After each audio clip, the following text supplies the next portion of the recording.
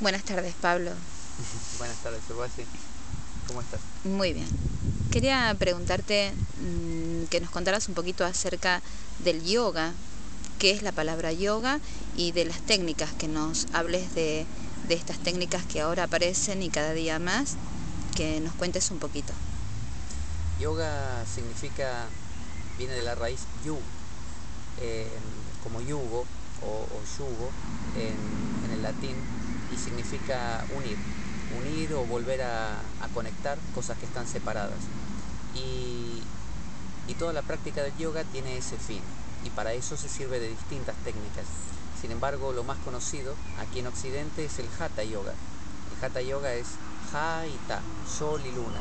Es el hecho de volver a equilibrar esas dos energías opuestas en nosotros mismos. Es como volver a amigar dos aspectos de nosotros. En el budismo zen hay una frase, un koan, que dice: ¿qué sonido produce una sola mano al aplaudir? Sabemos que las dos manos producen un sonido, pero una sola no basta.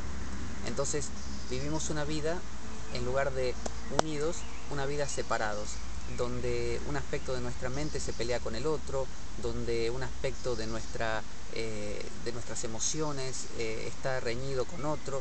Entonces el yoga es el intento, a través de distintas técnicas, de volver a esa conexión, de volver a ese acercamiento. Y lo que produce es un reordenamiento, un equilibrio de la mente. Sin embargo, como decía, lo más común es el Hatha Yoga, y aquí en Occidente toma distintas formas. Como ha tenido que adaptarse a los tiempos que corren, a los distintos grupos sociales, ese yoga ha tomado distintos aspectos, y por eso tenemos yogas muy dinámicos, como el Ashtanga, por ejemplo, un yoga muy exigente físicamente, donde las personas siguen una rutina de unas series de posturas prefijadas que repiten siempre y van avanzando de la serie 1 a la serie 2 después de varios años de práctica de cada una. Yogas como el de Bikram, donde se usa una temperatura ambiental de unos 40 grados y la gente suda mucho. Ese yoga con menos posturas, se usan menos posturas que en el Ashtanga.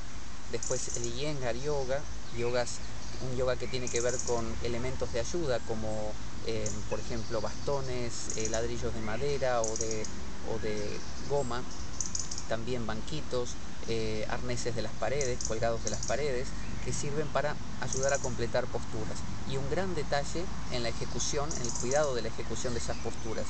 Luego tenemos el Anusara Yoga, un yoga que un poco toma esta idea del Iyengar, pero también del Ashtanga. Y así como el Anusara, han sido creados muchísimos otros yogas que han sido fusiones de Ashtanga con Iyengar, que son bastante, podríamos llamarlos yogas madres, porque derivan de Krishnamacharya, un gran creador de principios del siglo pasado, un gran creador de estilos de yoga, que tuvo que adaptarlo a su ambiente, que era un ambiente de colonia inglesa en la India. Así que lo adaptó a esos jóvenes hindúes que querían copiar a los ingleses y también a los ingleses mismos. Así que cada yoga tiene que ver con esa adaptación, y por eso vemos tantas formas, tantos colores, tantos estilos, inclusive los que nosotros, como tú sabes, Urbasi, hemos creado, como el Uttana Yoga, un yoga tranquilo pero intenso en su práctica, de posturas lentas pero fuertes. El Kalya Yoga, por ejemplo, un yoga para gente mayor, un yoga más suave y articular. Hemos creado también el Shakti Yoga, un yoga parecido al Ashtanga en el sentido de dinámico y activo, pero con un gran componente tántrico, es decir, tiene muchos elementos reflexivos que permiten, mediante ritual, durante la práctica, poder reflexionar mucho. Vemos una deidad del Sri Yantra, una figura geométrica hindú, en cada clase, que nos permite quedarnos pensando en ese aspecto de nuestra mente.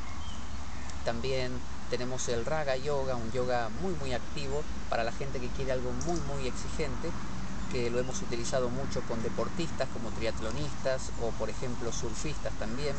Así que hay como un yoga a medida para cada grupo humano. En el caso de nuestros yogas, que no son nuestros en el sentido de creados por nosotros, sino que cada persona, cada profesor lo que hace es como un cocinero con una comida, que va poniendo condimentos y mezclando ingredientes, y el plato recibe después un nombre. No lo inventó, simplemente fusionó elementos, pero de una manera única. Nuestros yogas tienen un gran componente reflexivo, o sea, la persona hace yoga, hace posturas de yoga, pero además está escuchando una reflexión acerca de una temática, una problemática humana como el dolor, el apego, el miedo a la muerte, que hace que esa persona a su vez esté como dándole una profundidad más grande a lo que está haciendo. Pero no debemos olvidar nunca, para finalizar, que el verdadero yoga, el hatha yoga verdadero, es el de los yogis, que es un ambiente muy ajeno al de Occidente, ese yogi que está en su montaña o en la selva, en su cueva también, y tiene algunas posturas que ha aprendido y ejercicios respiratorios de su maestro y los practica en soledad. Los practican muchísimo tiempo cada uno, con una concientización muy grande en esa postura, y esa postura es la puerta para él para algo más grande. No lo hace para mejorar su salud, no lo hace para ser más flexible, no lo hace para lograr un acondicionamiento físico, lo hace para trascender. Y ese es el verdadero sentido del yoga.